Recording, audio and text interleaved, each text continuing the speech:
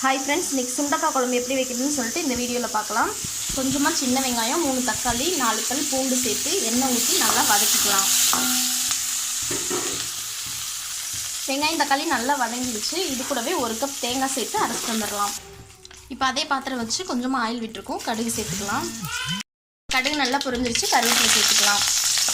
இப்போ நம்ம இந்த மாதிரி சுண்டைக்காவை 2ஆக தட்டி வச்சுருக்கோம். நல்லா வாஷ் பண்ணிக்கிட்டோம். இப்போ இதையும் சேர்த்து நல்லா வதக்கிக்கலாம். கொஞ்சமாக சால்ட்டு போட்டு வதக்கிக்கலாம். இப்போ சுண்டைக்காய் நல்லா வதங்கிடுச்சு. நம்ம வதக்கி வச்சுருந்தா வெங்காயம் தக்காளி தேங்காய் அந்த பேஸ்ட்டும் ஊற்றிக்கலாம். கொஞ்சமாக மல்லித்தூள், மிளகாய்த்தூள், குழம்புத்தூள் 3ஐயும் சேர்த்துக்கலாம். தேவையான அளவு புளி கரைசல் சேர்த்துக்கலாம்.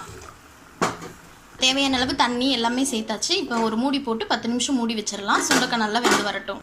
பாருங்கள், எண்ணெய் பிரிஞ்சு குழம்பு சூப்பராக ரெடி ஆயிடுச்சு. இதே மாதிரி நீங்களும் ட்ரை பண்ணி பாருங்கள். இந்த வீடியோ பிடிச்சா லைக் பண்ணுங்கள். மறக்காமல் நம்ம சேனலில் சப்ஸ்கிரைப் பண்ணுங்கள். Bye friends.